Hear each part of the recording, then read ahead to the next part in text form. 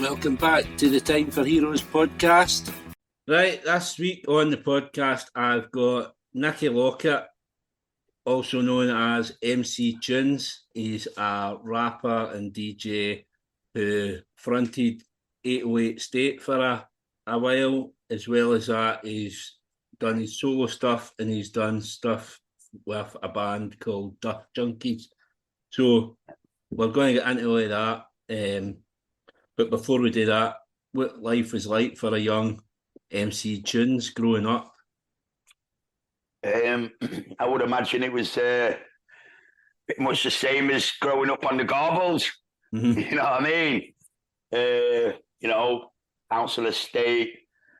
Well, no, actually, when I was born in the 70s. So we grew up in like one-bedroom terraced houses in Moss Side. No bathroom, outdoor toilet.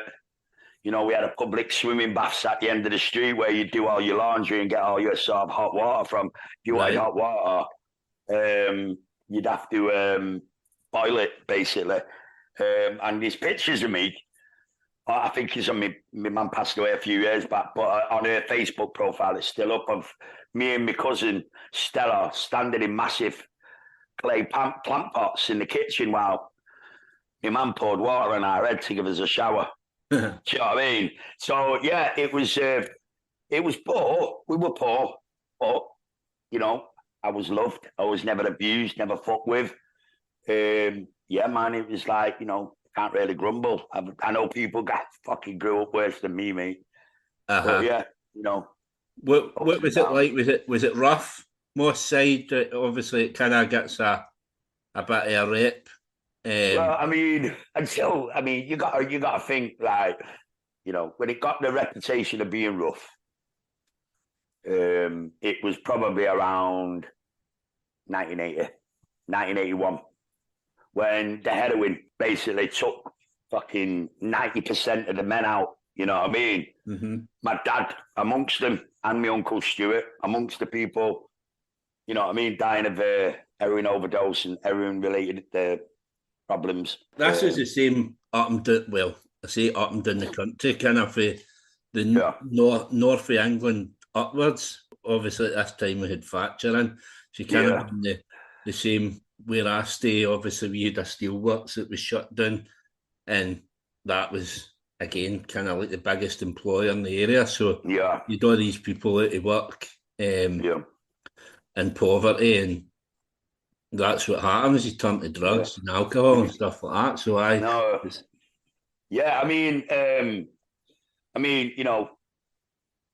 my dad was probably one of the first. My dad was a heroin addict in 1978. Mm-hmm. And he and the psychology behind that is just so fucking weird, because he didn't know he was a heroin addict. So him and my godfather used to sort of bring back bits of weed from India back in the 70s. Made a lot of money. And what happened basically over time is, why don't you fucking take this over? Have you tried this? Yeah. Heroin. So, to buy and sell heroin, you need somebody to test it. So you're talking 1977, 1978. You know what I mean? Mm-hmm. Obviously, my dad and his friends were the guys who did that, brought it over. So, when the first drought hit, my dad went into withdrawals. He didn't have a fucking clue what was going on. He didn't know what it was. Nobody knew.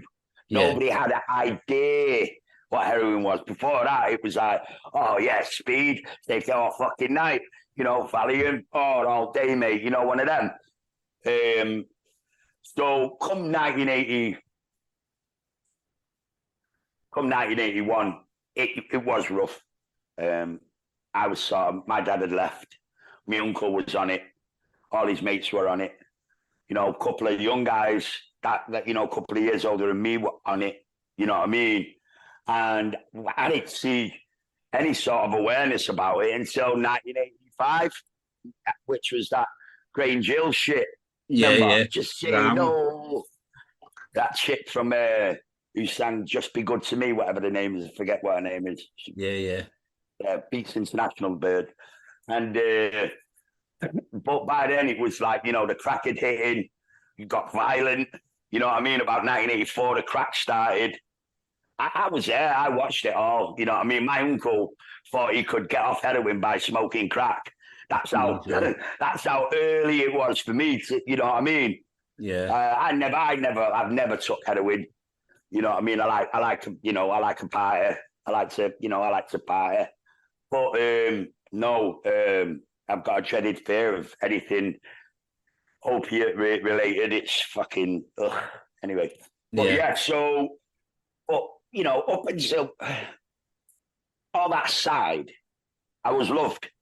Do you know what I mean? Yeah. It was only until I got into my teenage years where things started going downhill a bit. But I always had lots of family around me, whether it was my mum, my dad died when I was 16, or whether it was my grandma or one of my uncles that weren't on heroin, stuff like that. But I got a lot of happy memories of being, sort of 13. You know what I mean? Yeah. So I got into a bad accident when I was 9 and nearly died when I was 9. Right. Well, I nearly died like 3 or 4 times. It's comical. It's fucking insane. What was that? What happened there? So it's a strange story because, so I was 9. I was having, and we all used to have to build our own bikes, right? Because we're poor. And it fixed cogs were all the rage. I don't know if you know what a fixed cog bike is. No, I'm not sure. Well, in Manchester, they were a big fucking deal. So you'd have like massive big bull horns, right? Mm-hmm. Like big, long fucking handlebars. And the cog would be fixed. So you wouldn't be able to pedal backwards. If you pedal backwards, you'd stop the back wheel. Right. And that was your brake. So there was no brakes. There was that. It was fixed cog. And I had a race with me mate. And we've gone down this street. It's like a main road at the bottom. And I've gone too far. Tried spinning it. And just ended up fucking head on with a double-decker bus. Yeah, man. And, it basically, I got absolutely wiped out. I was in a coma for about 2 months. But the funny thing is, one of the guys that I work with now, I've been working with over the last 10 years, a guy called Vince Vega. We were having a conversation about 2 years ago, and he went, "Wait, what?" He went, "Was that you?" And I went, "What do you mean?" He said, "Fucking Nicky, I seen you being pulled out from under the bus." Because he was playing with his mate on the street. Right. I was playing with my mate on the street, you know what I mean? So yeah, it's just fucking one of them. And all sorts of weird little. Yeah. I think I'm supposed to be here for it's got to that point now, 53. Right. Yeah. And I nearly died, I swear to God, I nearly died about fucking 8 months ago. So I'm at this club and we just done a gig. And I'm stood, there's like a row of, like metal stairs leading up to the DJ box with a metal banister with like bars in it. And, we're a good way up. And I've seen somebody I've known and I've tried leaning over the banister to tap him and he'd moved. So I've gone too far and I'm literally, honest to God, I must have been about 18 foot. Jesus. In the air, right? And I've leaned and I've literally gone over the banister and I've done this and everything slows down for some reason with me. And I've done this thing. I've gone, "Nicky, you're going to, if you fall on your head." And I was literally upside down with my arms over like one of them fucking pirouette things you do when you were a kid. Over the fences where you'd go head first, flick your legs over, land on your feet, right? And I've done that. And I've flipped over, and I swear to God, I shit you not, this is, I don't tell lies. It was like fucking Ace Ventura, Pet Detective me. I've gone over, come right round, full circle, and landed in between a guy and a girl talking. Jesus. You're lucky you didn't land on them as well, because you're a big bit. Yeah, no, mate, right between them, like a glove. Pet Detective shit, mate.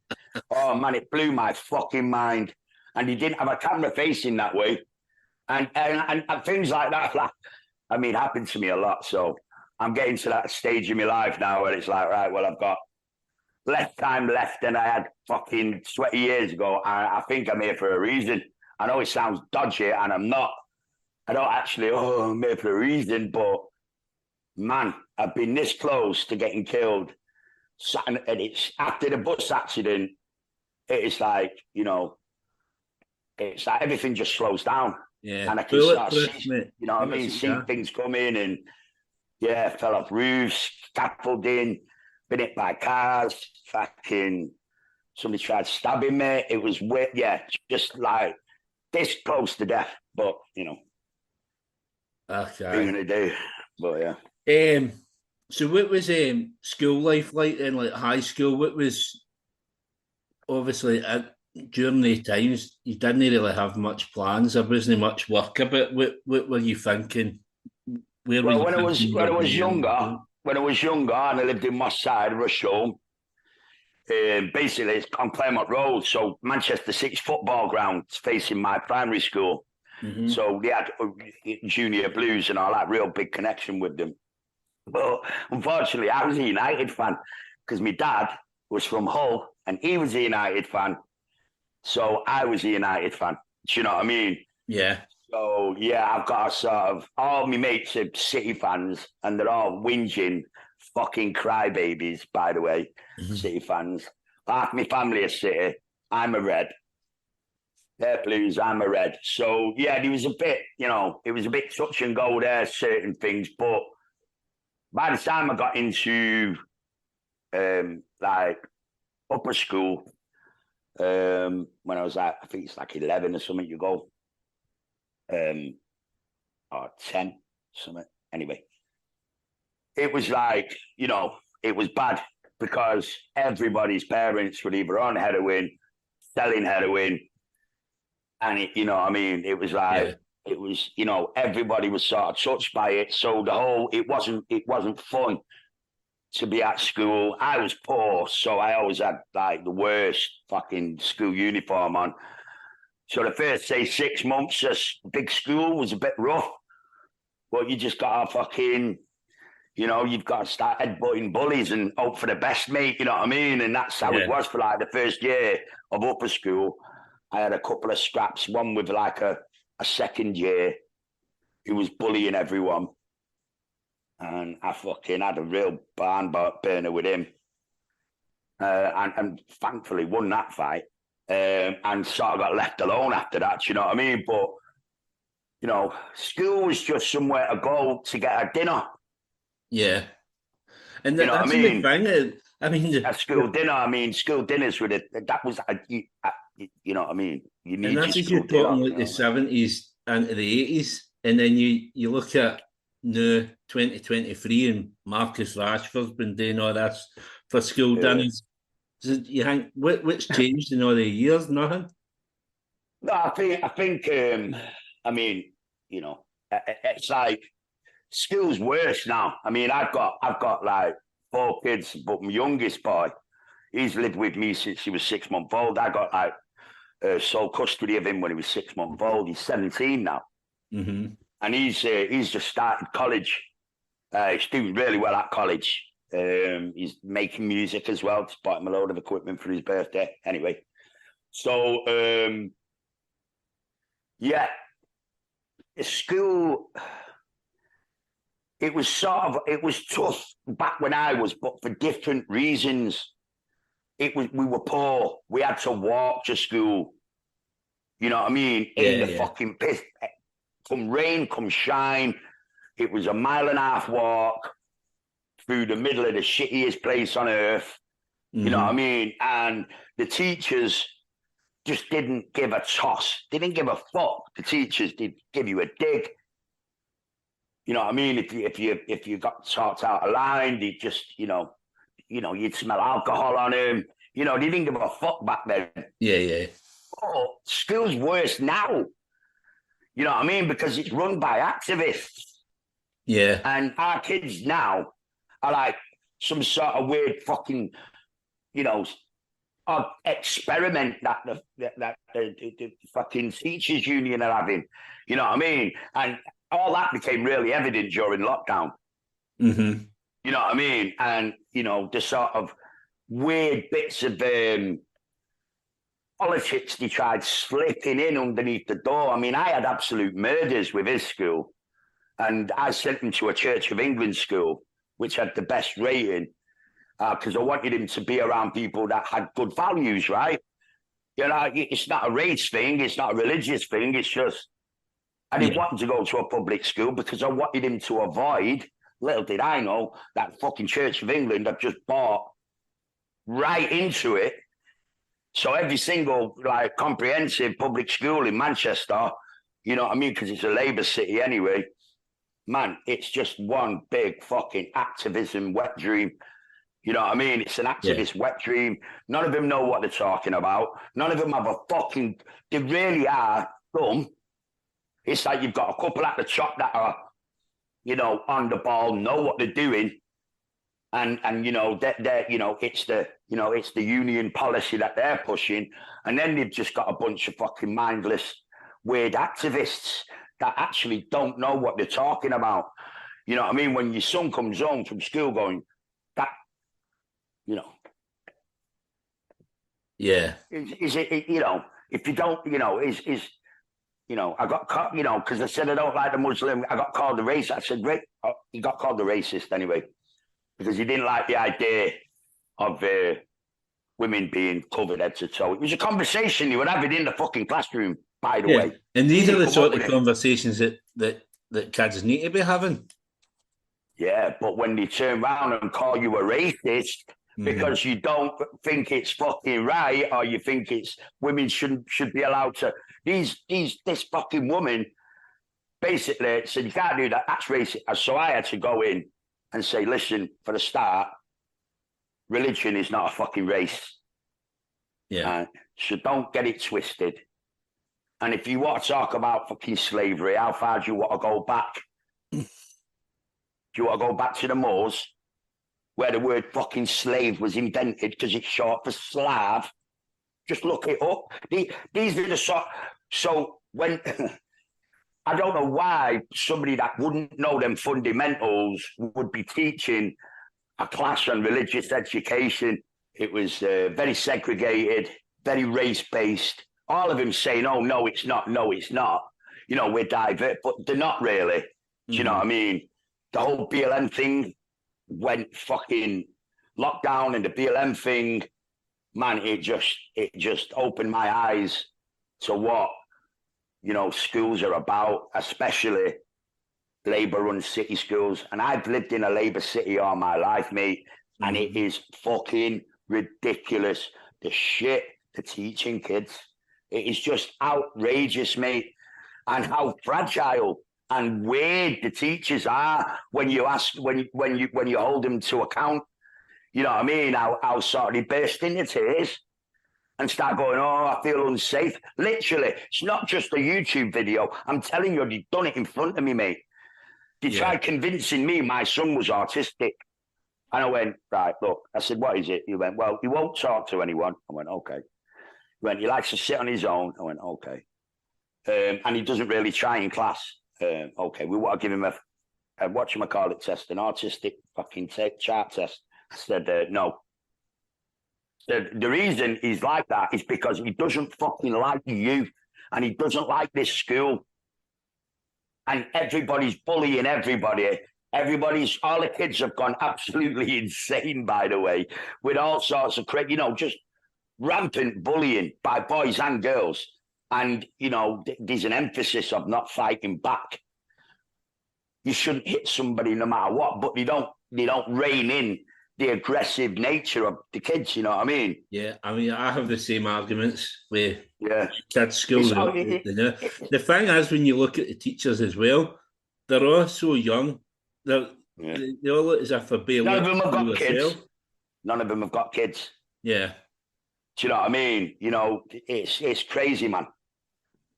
It's crazy. So school now is worse than when I was there, even though when I was at school, it was like a fucking, you know what I mean? It was more like a Borstal, more like a youth offenders. Yeah. You know what I mean? You know, you had to walk in line, you know, all that shit, keep your tie buttoned up, all that bollocks. You'd get a clip if you weren't there, if you didn't have your kit, didn't, you know, there was a specific kit, not some sort of wear what you want day. You know what I mean? So it was like a young offenders compared to now. You know what I mean? It's like on, you know, it's on the other side of the fucking Rubicon the way it is now. It's gone, man. It's just insane. It's gone so far left. It's going to be right round to being right soon. You know what I mean? Because, you know, anyway, I could rant on all fucking day about this shit. I get you. So what about music? What was going on in music round about then? What were you into? Were you into the rap music then? That sort of, I mean, rap music wasn't about when I was, you know, in the 70s. You had one or two. You had like, obviously, last night my DJ saved my life, but I was more like in the 80s, early 80s. Mm-hmm. But I think Rapper's Delight got to number 2 in the charts around 1979. So, yeah, I was really into it. And then I think The Message got to number 1. I remember it was one of the first times a video had ever been played on Top of the Pops because Grandmaster Flash couldn't make it, but he sent a video, that iconic video of him walking down the street doing, you know, fucking broken glass everywhere, all that. So, yeah, I was sort of into that, really liking it. But I think it was when Greg Wilson started doing the Electro series. Right. You know what I mean? Which would have been about 1983. And all the breakdancing started and stuff like that. That's how I initially got into it, into the music side of things. You know, and African Bambaataa, Mantronics, you know what I mean? Same sort of chat I had with Roy Dunman. He kind of got to know the breakdance stuff as well. Yeah, I've got a good story about him when we get to that part. But yeah, it was that. And then I started doing, the Fat Boys were out 1981. Mm-hmm. You know what I mean?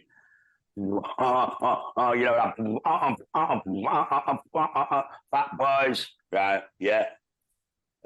So I initially got into doing beatbox, you know, that sort of stuff. Fucking Dougie Fresh and all that. And by that time, I would have been around probably 12, 13, sort of fucking around with it, got into a breakdance crew, started traveling out.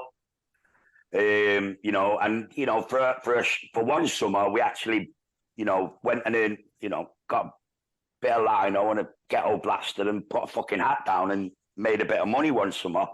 Bit of change, you know, dancing in the precincts and so on and so forth until the fucking council stopped it all. You know what I mean? Yeah, fucking joke. And then I think it was, so I used to live on the same estate as a guy called Gerald. Uh-huh. And across the road was Kermit, well, not Kermit, but the two guys using the Rap Assassins. Uh-huh. Kermit's the guy from Black Grape. Yeah, he was in the Rap Assassins. Get him on the podcast as well. He's meant to come on. Yeah, I've known Kermit since he was fucking about 11. Mm-hmm. Do you know what I mean? And also I grew up with Gerald. Uh-huh. So it must have been around. I was around 15. And, you know, Jeds has gone, yo, man, I've just got a new drum machine.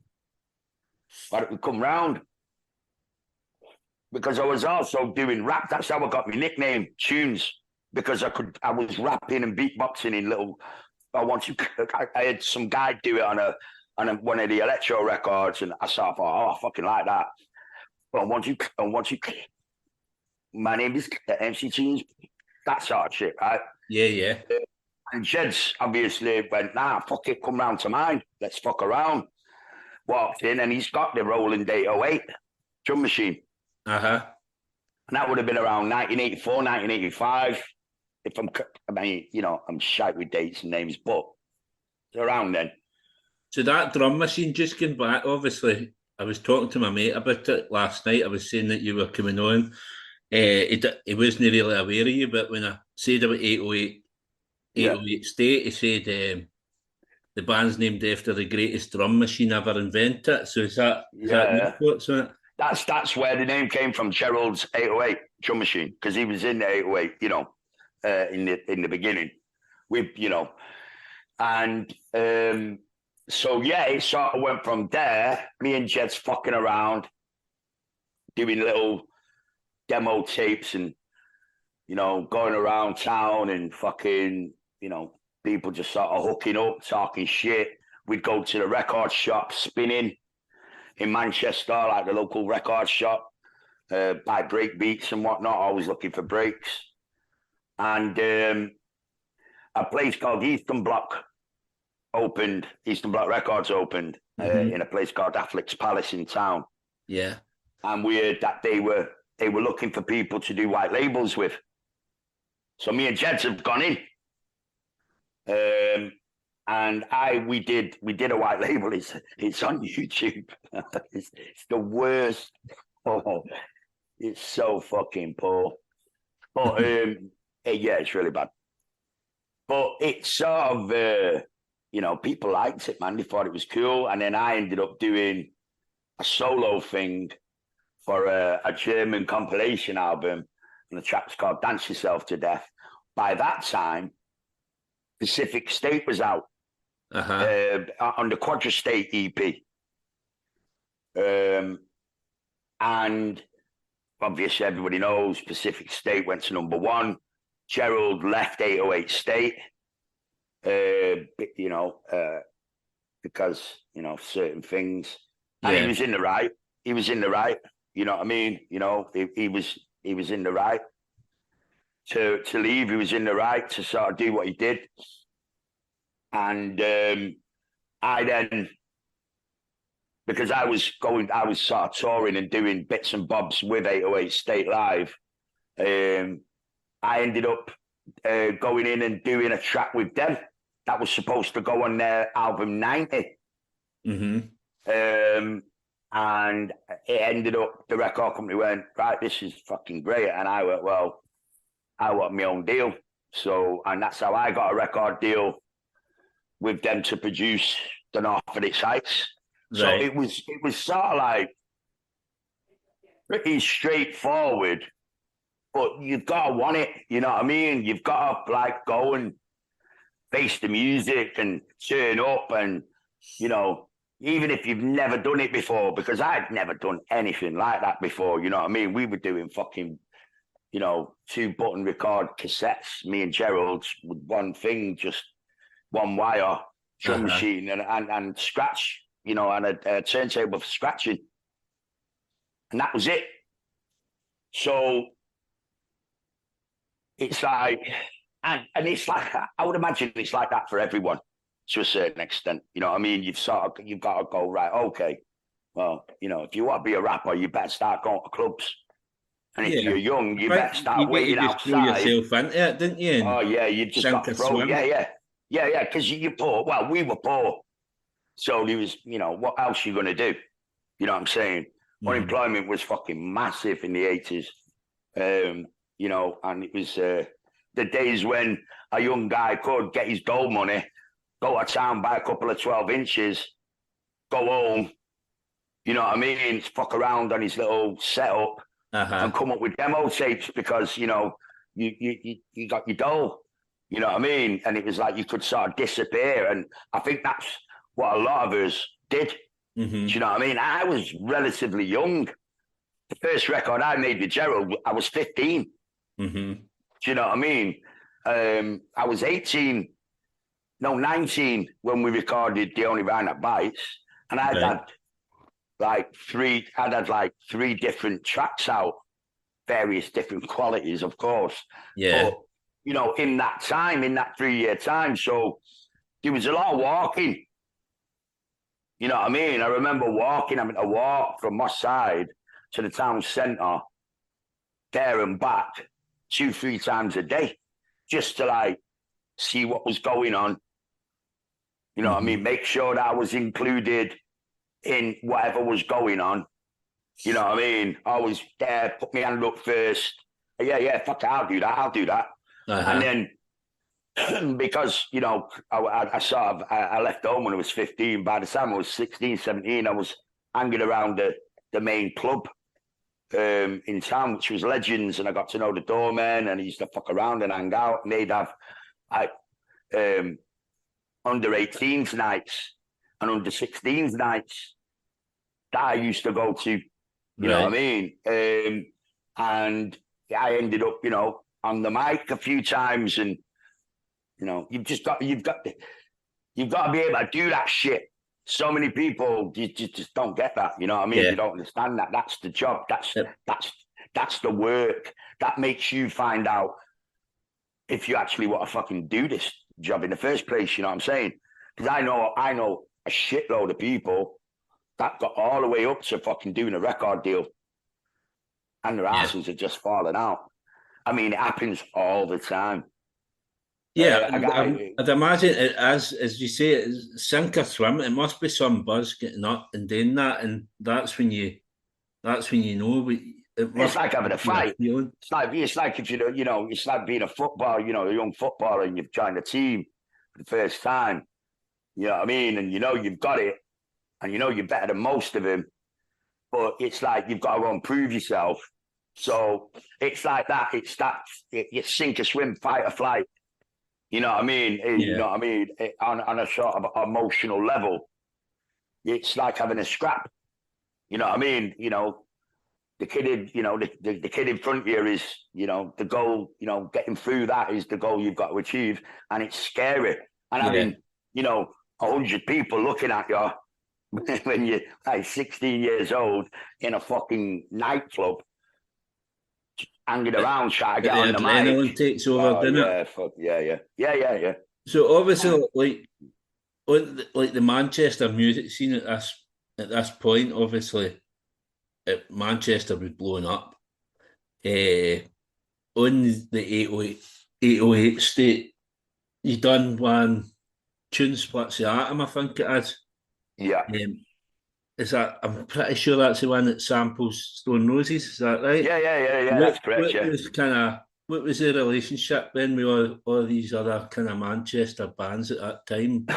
Well, I mean, you got to, you know, I was only 18, 19. You know what I mean? When we were doing that album. So, and I'm from my side. You know what I mean? So I didn't know it. I didn't really know anybody, do you know what I mean? Of that on that side of things. But I did like the album, and I loved that track, I Am the Resurrection. And it was one of my favourite songs. Still is one of my favourites, you know, band songs. And I thought that sounded great on a fucking hip-hop beat. You know what I mean? And I think, you know, obviously by that time, 808 State had a few connections, and they thought I was crazy. You'd never heard anything like it. But yeah, I basically just, you know, reached out, and Manny said, yeah, can you listen to the track? And Manny went, yeah, use it, you can have it. Didn't even charge me any fucking publishing or anything. Right. Cool about it. Still friends with Manny to this day. And that's how that came about. It was just my hip hop head. Yeah. You know what I mean? Because it worked perfectly. Yeah. So, like, obviously, you've got the Stone Roses, you've got all of that going on. Obviously, the album came out in 1990, which got to number 26 in the charts, which is quite a big deal at that point. Yeah. So, what was the thoughts then? Did you think you were gone places for then on? Well, I mean, I knew, you know, by then I'd sort of, you know, I knew that this is, you know, this is all I'm going to be doing basically music for the rest of my life, because there was fuck all else I could do. And to be honest with you, after the first album, I went off to try and record a second album, which was more hip hop based. Mm-hmm. So I didn't really see much of 808 State for, pretty much a couple of, about say 92. Right. And by that time, by 92, I think I'd You did a single with Gerald, didn't you? You brought it. The single with a guy called Gerald, 92. I'm not sure. I can't remember. Maybe I might have done. Yeah. But yeah, I'm not sure. Yeah, maybe. I was doing sort of, but I was recording an album called Damaged by Stereo, Uh-huh. which was supposed to be my second album, which is basically like fucking a hip hop thing. And I was sort of 3/4 of the way through doing that. And I ended up fucking getting arrested on an attempted murder charge, which was like, I got, all not guilty. It was like a 6-month trial. I spent a shitload of dough. I got, found not guilty, which clearly it was. It was a self-defense thing. Mm-hmm. And there was 2 of them, one of me. They just ended up in fucking intensive care, and I didn't, you know what I mean? And they then went ahead with the, sue him, let's get him arrested, we want money, sort of thing. And why do you think that was? Why were they trying to sue you? Is it because they knew you were in the music industry? Yeah, they were from my estate. They were from the estate that I was living on at the time. Because, like I said, I was back and forward from London, recording the second album, and there was no time to move or anything like that. And I was coming home with my girlfriend at the time, a girl called Annette, black girl. And these 2 guys just started fucking giving it loads of shit on the bus. Because back then, you weren't getting picked up by taxis in town, especially if, you look like me and my girlfriend. Mm-hmm. So we'd always just walk down and get the bus. Because we literally lived, fucking a minute's walk from the bus stop. And these guys just started, giving me loads of shit, talking shit to my girlfriend. And as we got close to the house, I said to her, right, go on, get in, run, you run. And I can remember him getting closer and closer to me. And I managed to get to the back gate. And the guy, Noel, he was in the track primary rhyming. A young kid called Noel was at the back door. I said, throw me the bat. And he threw me the bat. And as I got the bat, they were like pretty much running at me. He booted me dog, ran at me, and I just fucking wiped the pricks out me. I just done them in. Mm-hmm. And sort of, I had to phone an ambulance for one of them because he was gone. And then like a couple of days later, I think I just opened a record shop in Leicester, get back to my side, and I get arrested for attempted murder. Spent I think it was like 2 or 3 months in fucking CDC because they wouldn't give me bail because they knew me. You know what I mean? They knew me. They knew my family. The police were just being twats about it, and then it was a fucking nightmare. So after that, I'm like 3/4 of the way doing the second album, and ZTC dropped me. Because of that, then, just because of the heat on that. Well, I mean, yeah, there was no reason. You know what I mean? I wasn't really in breach of contract. Could just use that as a get out. Yeah, and also because, like I say, I was 3/4 of the way through doing the album, and I was sniffing for me. I've just spent a load of dough trying to stay out of jail, and I wanted my second advance, which would have been double what the first advance was. Mm-hmm. There was no 808 State this time. You know what I'm saying? Yeah. So a lot of that money would have been mine, and I think that had a lot to do with it. You know what I mean? I think that would be, the sort of the baseball bat thing, and you know, them sort of thinking, well, fucking, he's gonna make out like a bandit here. You know what I mean? They just, somebody just said, no, we're not gonna pick up the second album. So we want you to record it all again. And I said, you know what I mean? And that's where I said, well, I'm not going to record it all again because you owe me fucking money. Give me the money and I'll go and do it. He went, no. Do you know what I mean? So it was like, they just went, right, well, we can't carry on. I went, right, well, fucking, I'd just come through the fucking shit of my life, you know what I mean? And I just went, right, well, you can all fucking suck me dick. I'd rather go back to fucking drug dealing, fuck you. Which it obviously didn't, but that was me feelings at the time. I was really fucking upset. You can actually get that album now. Yeah, well, that's what I was going to go into. So, I mean, at that point, then you basically thought the album's done. Nobody's hearing this music, and then cut to like. Well, I stayed out the music game. I was out the music game for a while. To be honest with you, I had a couple of kids. To two different women. Well, it's like four kids to four different women. I'm a winner. So, and then basically I was fucking around, trying to get a few things going, working with people, but I was sort of blacklisted. Do you know what I mean? Nobody wanted to work with me. You know, and there was a couple of reasons for that. Can't really go into.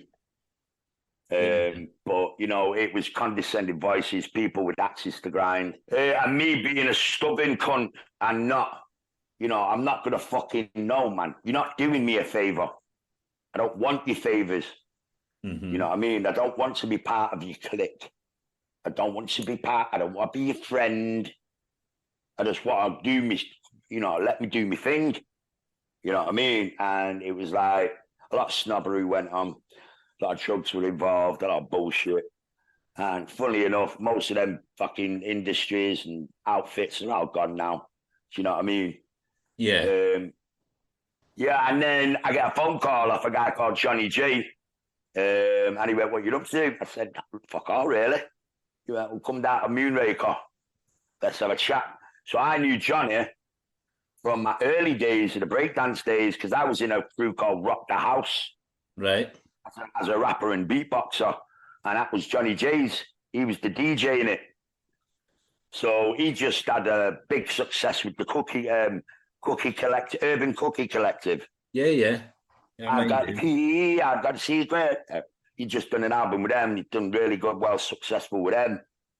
He'd bought up this place in Longside called Moonraker. He also did the Where Did You Come From? Where Did You Go? Where Did You Come From? Cotton Eye Joe. Big, you know, 6-foot black guy, dreadlocks, you know what I mean? Yeah. Johnny G.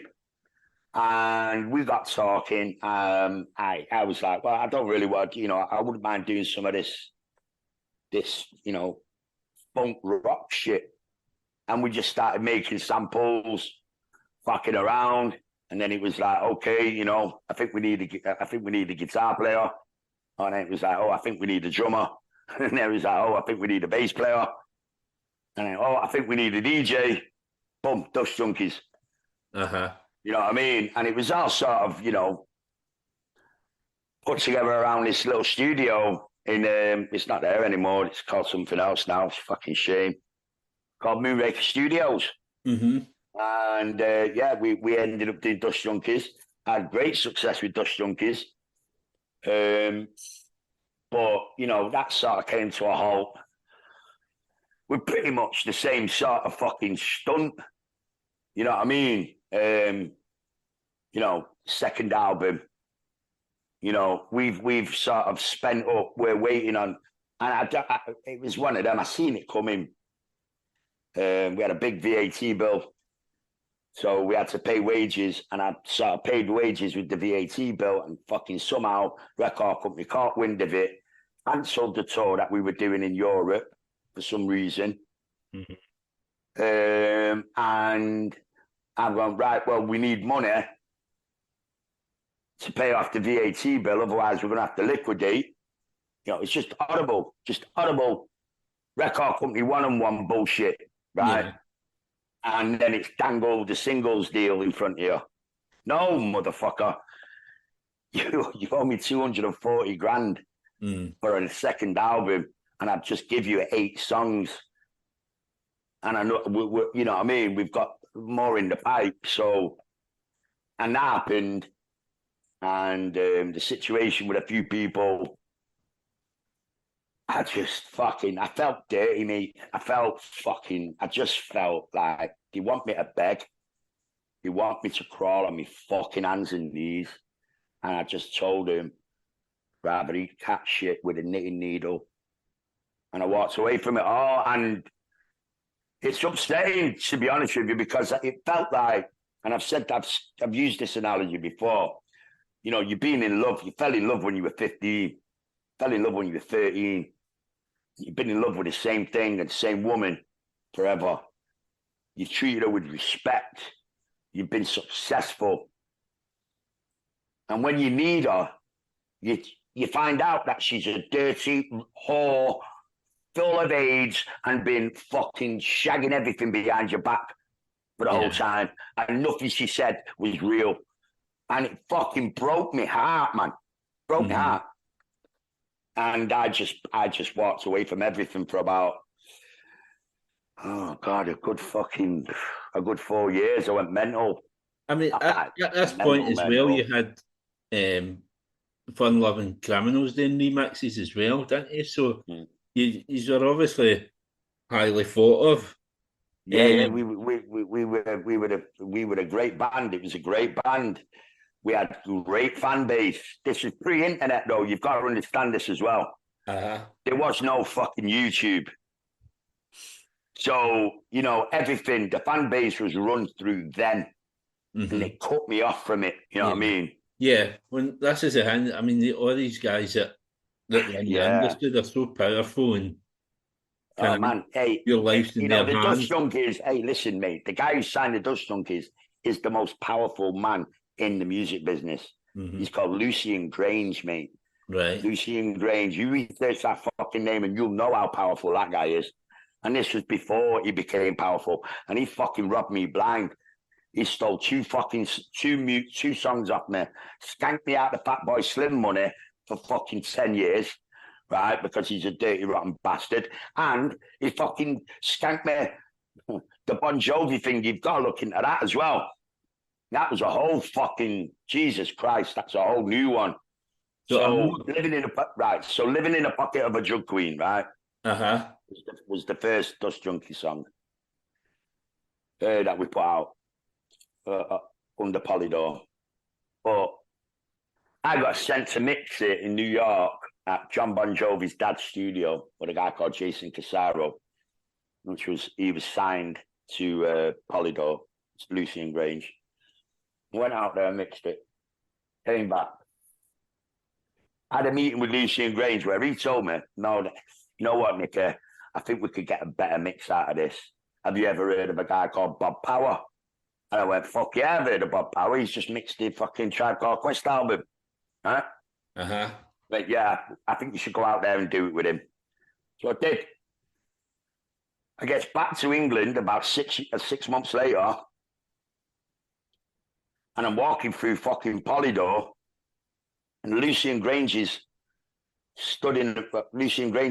assistant, some other guy, stood in a room listening to Bon Jovi's new album. And I've said to Johnny, have you fucking heard that? And he went, no way. We walked in this room, he said, who's that on there? And he fucking went, white. He went, oh, it's Bon Jovi. And I went, I've just fucking been and recorded, stormed straight into Lucien's fucking room. He was able to fucking tell me, you know, don't worry about it, we'll get it sorted, so on and so forth. And this was about 8 months before I left. You know what I mean? So it was like, you want to listen to the song, it's called Dancing with the Queen of New Orleans. And I don't think it was on the UK album. Right. That's how sneaky fucking bastards. Anyway, his album, I think that track got to number fucking 10 in the American charts. Dust Junkeys was never released in America. You know what I mean? It never went out in America. See, I wasn't aware of that, the Bon Jovi one. Obviously, I was aware of the Fatboy Slim. But that wasn't Fatboy Slim's fault. That's Lucien Grange. Again? I did the deal with him. He was supposed to tell PRS which bank accounts the money went into. That's a fucking record company's job. So what was he doing? Was he scamming off the money for himself? Yeah, of course. Well, somebody was. He was going somewhere. You know, losing out on fucking 120 grand is a fucking big blow. And I mean, I could have saved my I could have put the album out I could have put, do you understand? Yeah. They fucking hobbled me, man. And it was like, when you think about it all together, it's like, yeah, man, I'm gonna rob this little white boy blind, and then I'm gonna drop him. I'm gonna cut him off, and I'm not gonna be able to do fucking nothing. You know what I mean? So I went bonkers, like I said. Music became a dirty hole. I was heartbroken for around 4 years. And I had fucking murders.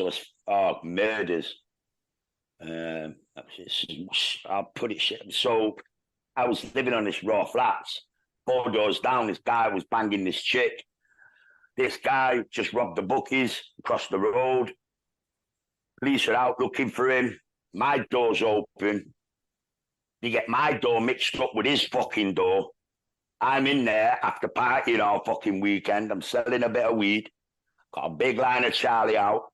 It's fucking 12 o'clock in the afternoon on a Sunday. Do you know what I mean?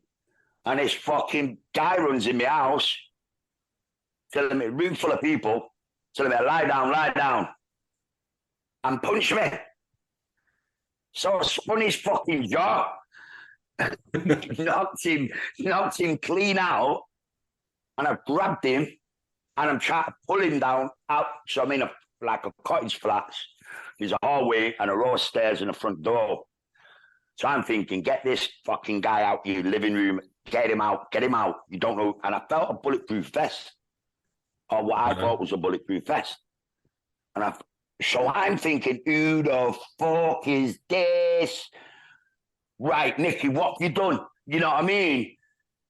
And it's like, as I got to the top of the stairs, I felt, bang, boom, dink. And I've just grabbed everyone and jumped down the stairs.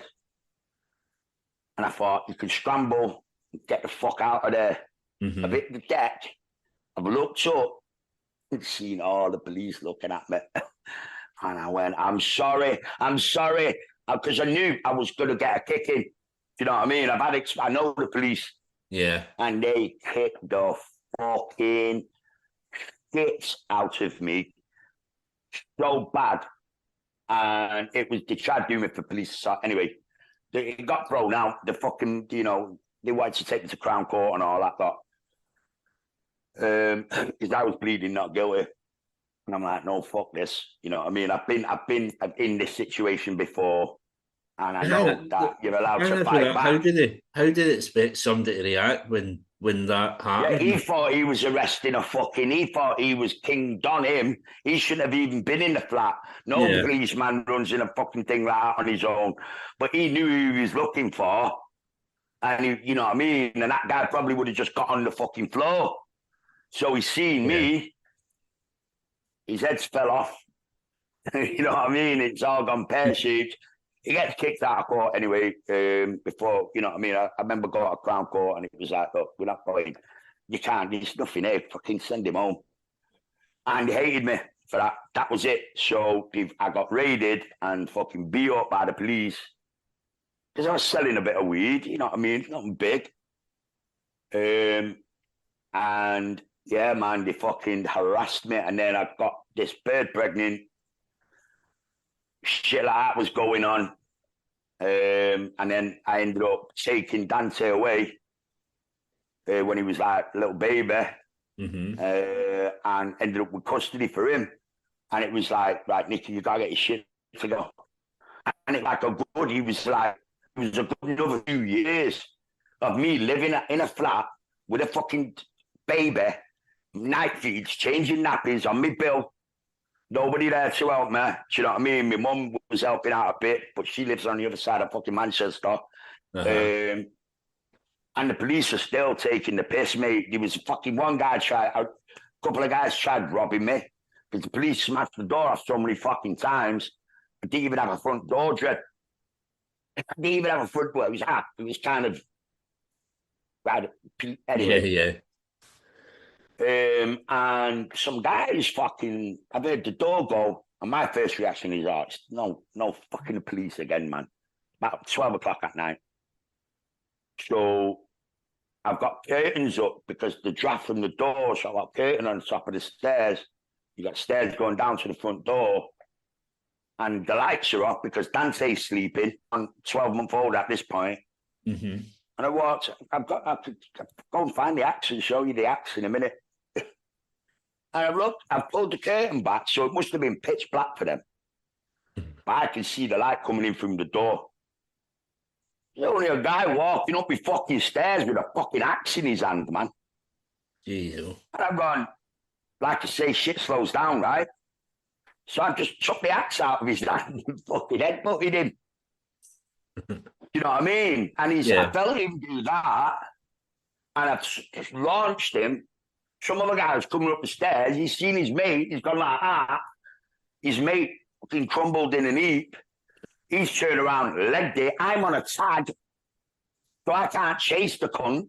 Mm-hmm. This other guy's like wrapped up in my mountain bike, and he said something like, I'll fucking do, whatever, do you or something. And I'm just going, oh, yeah. So I flipped the axe around and just cracked him in the kneecap. Said, well, the noise that boy made was fucking hilarious, mate. It was funny. I mean, it wasn't funny at the time, but if I tried imitating the voice, you'd laugh. Yeah. So, you know what I mean? And I'm not being horrible. It's just what happened. I remember thinking to myself, shit, Nicky, you don't want a fucking dead body in your hallway. You got a baby upstairs. Mm-hmm.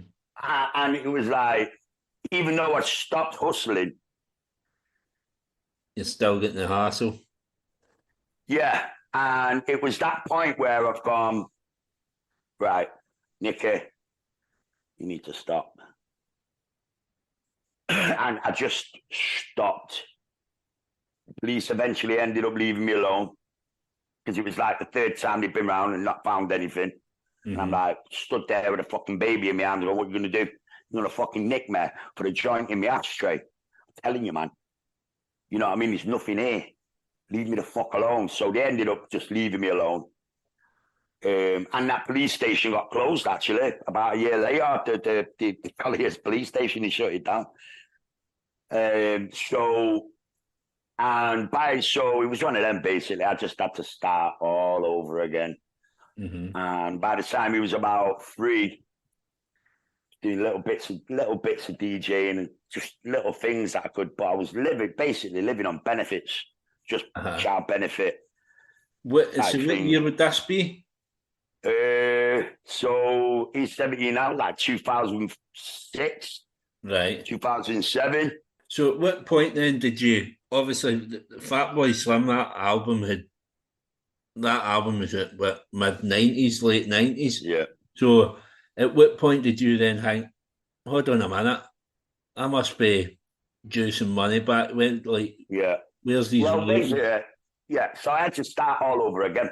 So it was basically I had to get in contact with PRS. So all sorts of fucking dodgy shit that had gone on. Start getting my royalties paid back to me into my bank account. There was, a little bit of backdating shit, which helped me out, kept me going. And then from there, when he was about 3 or 4, I could start leaving him at my mum's for the weekend. Mm-hmm. You know what I mean? So I had the weekends back to myself. So I started DJing again, just so I could get back into the groove, figure out what was working. So that was a little bit of money. And basically, it was like that. And then I started doing a project called The Ugly Project, which kind of fell apart, all sorts of daft reasons. One of them being, yo, man, you think you want to be a fucking star, but you really don't want to be a star.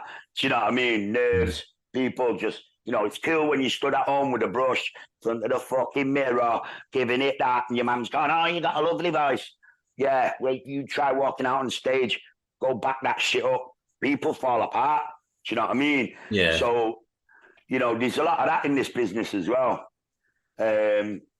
So that happened, and a guy that I was working with the 808 State stuff was a video guy called Howard Walmsley, and he'd been taking little bits of clips and claps of me over the years, and even with the Dust Junkie thing, over the years, bits and bobs, ding, ding, ding. So he's just kind of got in touch and says, look, I'm just going to put it out as an art film. Do you want to do some videos of you sort of looking at the footage, talking shit, whatever? So if you go to dustjunkies.com and go to the video section, there's a documentary up there called Nish Clish Banging, the MC Tunes tapes, it's like a 55-minute documentary of this stuff I'm talking about now. So from there, I did an art house thing, Q&A, and a black guy walks up to me called Rudy, and he's like the music lawyer, big music lawyer, independent music lawyer in Manchester. He's like, he helps out Sean Ryder get his money from Factory, and he just went, look, I've heard about this Fatboy Slim shit. I'm going to look into it. We'll do it on a, retainer thing where, he gets whatever, if we win. And I went, right. And then 3 years later, you know what I mean? They were like, okay, you know what I mean? They had to settle me. I mean, I lost out on so much money, man. Yeah. And now, basically, if it fucking gets played on the radio, used in a film, they've got to ask me. I've got to clear it. And I get 25% instead of the 7% now. So it's kind of a little bit of money coming in. Yeah, so I mean, it's a massive difference, isn't it? Yeah. So there's that, and so I was able to, from there, with Rudy, open Wiki Beats, like my own little online label, and I've just been putting stuff out. I've sort of done a redone and dusted version of Done and Dusted, remastered, loads of new tracks on it, and like unreleased stuff. And I've done like a series. I put that out. That's doing out. People love it. It sounds so much fucking better. You can get that on Spotify and whatnot. Redone and dusted, I think it's called. I'm terrible. Yeah, I was listening to and then I've been doing like EPs under a Dust Junkie Collective banner, which is just me practicing songs that I want to put together to do an album. Do you know what I mean? Of like Dust Junkie based stuff, house, techno based stuff, hip hop based stuff, and sort of do a nice big fucking independent good album, and put that out. That's the sort of the goal that I'm working towards. And until then, I've just got to try and, build the infrastructure. And, so if anything, I can just do it myself. You know what I mean? It'd be good to have a little distribution deal with somebody who knew what they were doing. You know what I'm saying? So, but like, that's the thing with me. I'm not afraid. So I don't mind putting stuff out that ain't, I need to know where I'm at. You know what I mean? And I'll stand by my work, and I want to see my history and go back and understand where I went right and where I went wrong musically. You know what I mean? So, that's one of my things that I've always done. Fuck it, put it out. Who gives a fuck? I'll shut my lap in, whether it's a negative or a positive. It's all part and parcel of how you gauge yourself. You know what I mean? So, I've just been doing that, and I've been fucking loving it. Been absolutely loving it, mate. Doing my own thing, loving it. Obviously, like we touched on your album that didn't get released, and then it get released. Obviously, the 24 years with Peter Hook put it out and has Hacienda Records. So what was it? Correct. How did that come about? Did he approach you? No, basically a guy heard he's is it Preston University up here. It's like they've got like a music course there, you know, big one by a guy called Tony Rigg. He's a professor there, and he sort of he seen the. How did I meet Tony now?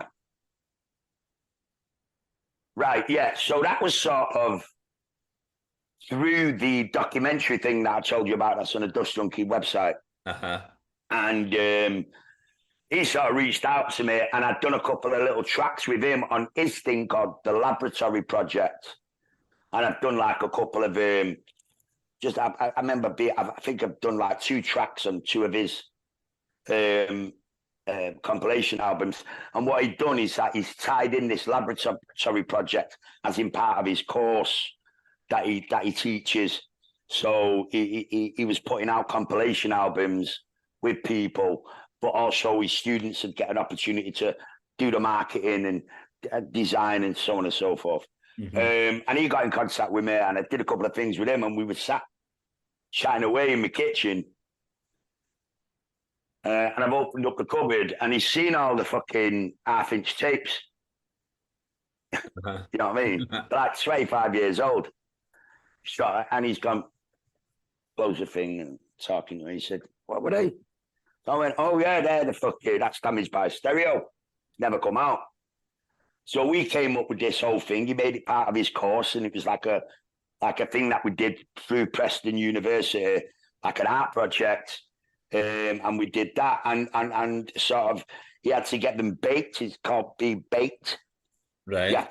You can get old tape that's basically ready to crumble and die. All the magnetic stuff, if you open them or you try anything with them or unreel them, it's all gonna fucking die. You know what I mean? You'll never get it back. And they do something where they put it in an oven. I don't know. They put the tapes in an oven, and then they get to record it. So the strange thing is, it's actually like a live album now, because it's kind of warped slightly. So It's out. You know what I mean? You can't DJ with it. You can't tell by listening to it. It's slowing up and slowing down. You just can't tell. It's crazy. But yeah, so we did that, put that out, and that's how that's out. And if you listen to it, you'll see the big. I mean, this is pre-Eminem. Mm-hmm. It's pre-fucking Dr. Dre. You know what I mean? And if you listen to the soul and the funk and the hip hop that's in there, you know what I mean? And like I say, it wasn't finished. So the raps on them aren't finished. You know what I mean? You know, they weren't finished. There was a good 30% needed doing redos. Mm-hmm. I had to lay down new vocals because they were just guide vocals. You know what I mean? Because of what I did, I thought the vocal recording on the 808 Stay album was fucking garbage. Because they wouldn't let me do anyway, whatever. But whatever. So I wanted to make sure that my raps sounded like the raps that I was like Run DMC raps. Yeah. And fucking, I want multiple tracks running where I can pick my verses from. Yeah. And I want a compit at the end of it. Like the Americans. Yeah. You know what I mean?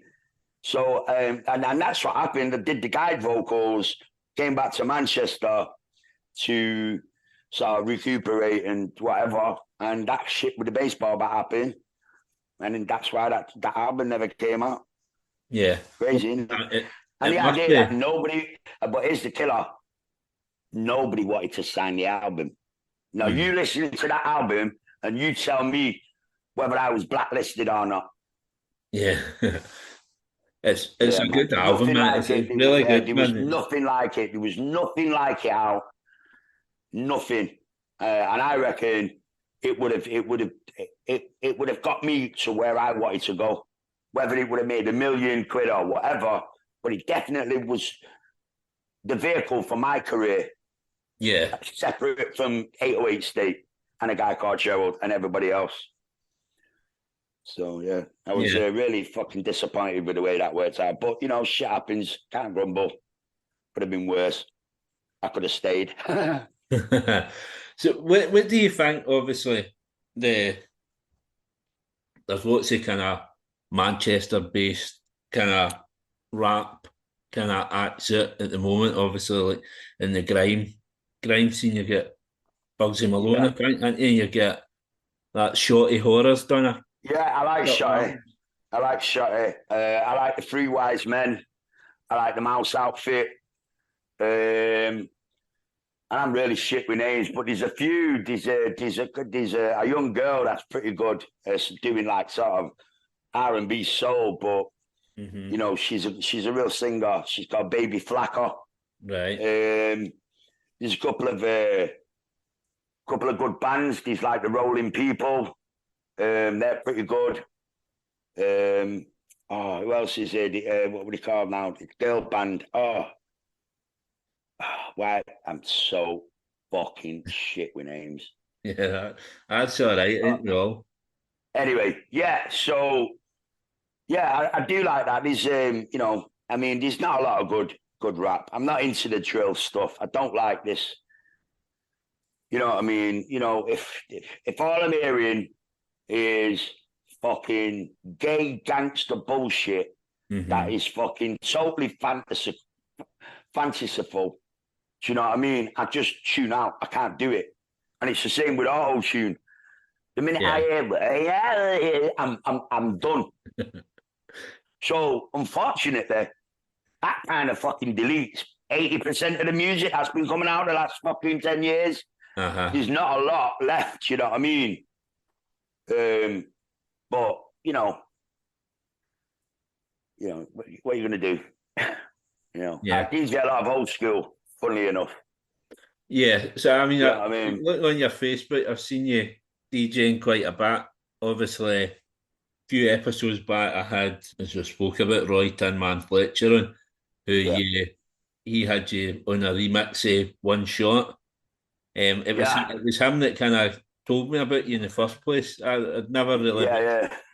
So how did that come about? And I was locked down. I mean, a lot of people. I mean, it was horrible for everybody else. You know what I mean? It was horrible on my kid. Fucking hated it. But for me, it was kind of all right. I didn't mind it. You know what I mean? I mean, it was a pain in the ass that I couldn't go out and work, make money. I lost a lot of money over it. But like, as for like, you know, I'm a single dad. So, you know, there's a lot of cooking, there's a lot of cleaning, there's a lot of walking the dog. You know what I mean? There's a lot of shit, school shit, you know what I mean? And looking after your kid and all that going on. So weekends come, I started live streaming, doing live DJ streams, which was mostly just me having fucking banter with everyone in the chat and doing a bit of a mix and then talking some shit. And Roy kept popping up in chat. And then I got a message going, you know, I don't know if you remember me, but me and my mates followed you home from town. We seen you at Eastern Black Records. Well, oh, yeah. He said, yeah, and you know what, mate? You were dead nice to us. You know what I mean? I think I shared a joint with him or something. Yeah, that's the exact same story he told me. Aye. So he's gone, well, you know, we want you. I've got a band. I'm in a band now. I've got a band, and we really want you to rap on one of our tracks, but we can only pay you in weed. So I went, okay, let's do it. And then I did the rap. It's not the best rap because I wrote. You see what he did, and you know, I don't know if anybody else can, but I'm going to moan about it. I mean, you know, it's a great track, but my rap's not very good, in my opinion. Right. Because I wrote it for a much slower track. So they sent me a track to write to, which was a lot slower. And the rap would have sounded totally different. Totally different. Right. Do you know what I mean? But then it speeded up and I've had to change the flow of it. And he didn't tell me until I got into the studio. So it was too late to rewrite the song. So I always moan at him for that. But but I've been friends with him ever since. And the weed was really good. You know what I mean? Well, I mean, it must be like you look at Roy as well. I mean, he's kind of late to the party. He's kind of lived his life and then decided at the Yeah, because music. and that's what I love about that band. And they're the sort of people I do work with. Mm-hmm. You know, it's for the love of the game. You know what I mean? It's like when we're moving premises at the moment, but me and Anton Pell, who you talked about earlier, we opened a place called Mancunia Arts Centre where we were sort of doing really cheap rates for like good rehearsal spaces for local bands. And we were doing the Mancunia TV episodes live from there. We've had to pause everything for a bit. Mm-hmm. But there's no money in it.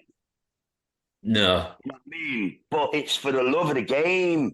Yeah, well, that's how you can see it. Like speaking to he's all got the same shared passion for bringing a project to life, innit? Really, yeah. And giving people joy and knowing that what you're doing is bringing people joy, because he's always that.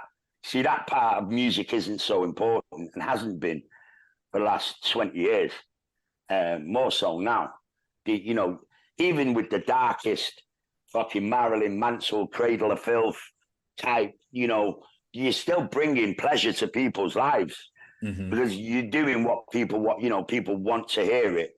It's a reciprocal relationship. They're spending money.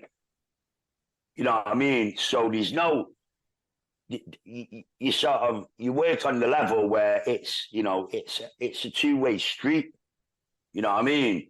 You've got to give people things they want to hear, and you've got to experiment, and you've got to understand what it is that you're doing, which is capturing emotion of whatever, whether it's good, bad, crazy, whatever. And you're trying to invoke emotions in the person listening and draw pictures in their head.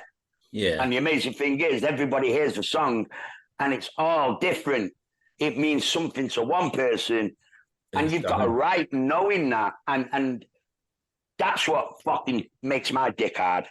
Yeah. You know what I mean? I don't know about, obviously, I need to live, I need to survive, but it was never about the money with me.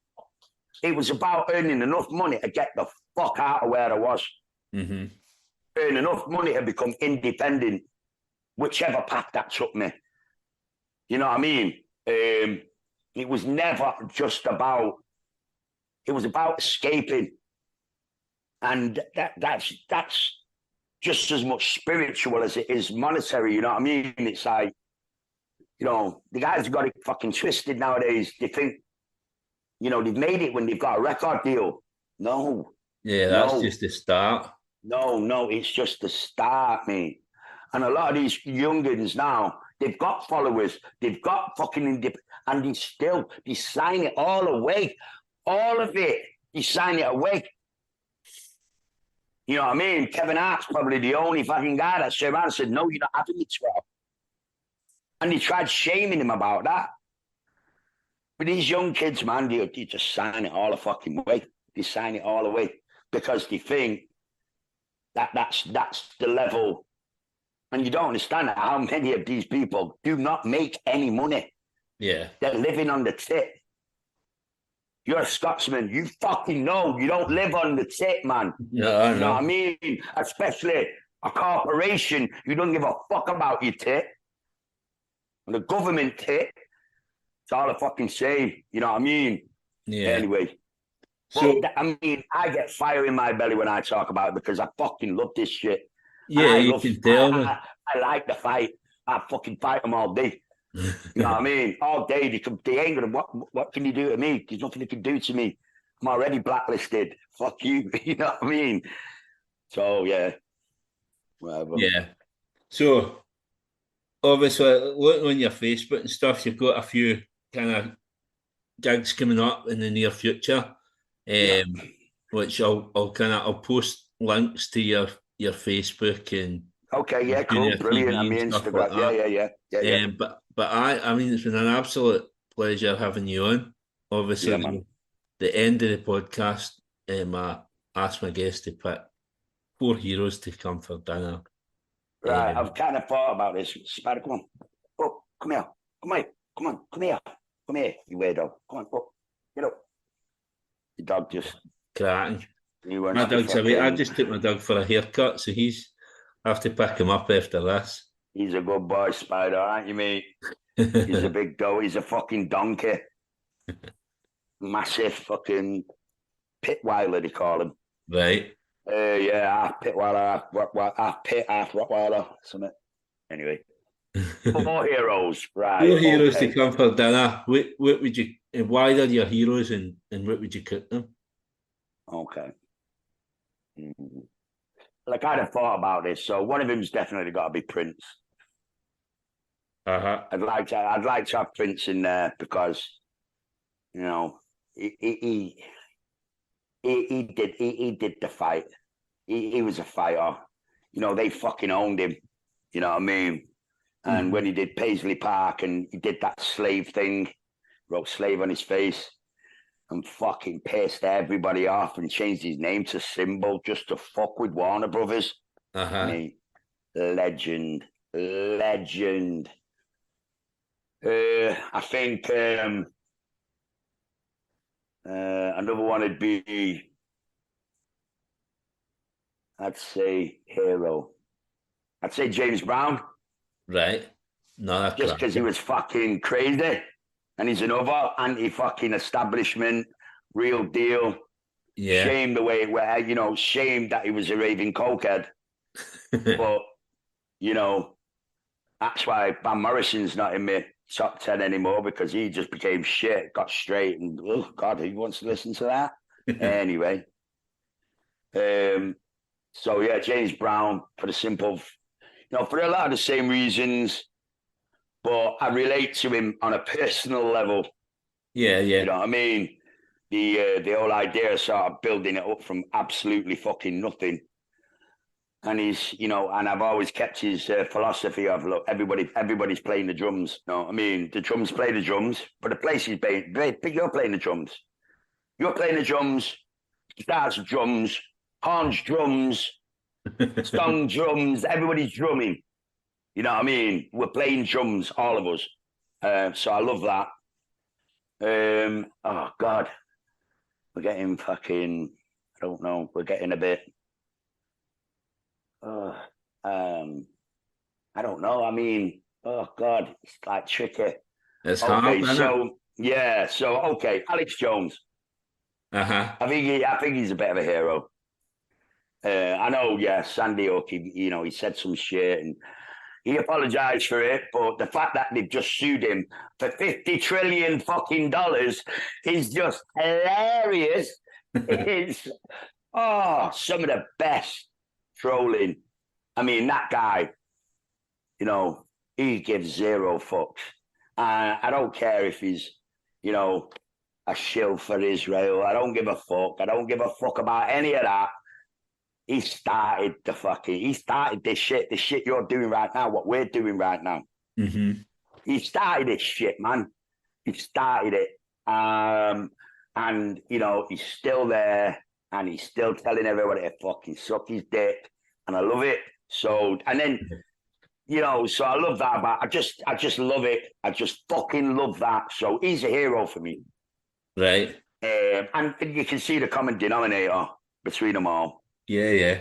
And the last one would be Jesus, I suppose. I mean, I'm not a born-again Christian, but fuck's sake, he was a bit of a fucking serious dude. You know, I love the idea that he, you know, some dude just pops up and goes, right, all that bullshit devil worshipping you've been doing for the last fucking 1,000 years, all that shit's gone. It's devil worship. We're not doing that anymore.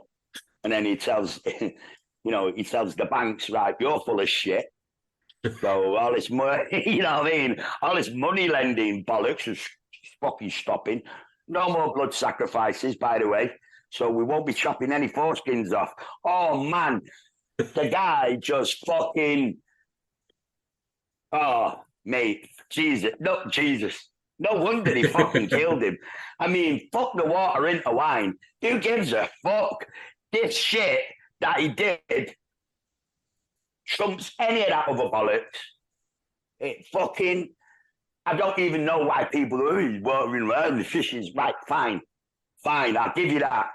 But did you know the other shit that he did? Oh, what a dude. So, yeah, there's my 4 heroes. That's brilliant. That's absolutely class. Yeah, got to give Jesus a shout, man, because he was the original anti-establishment. He was the boy, man.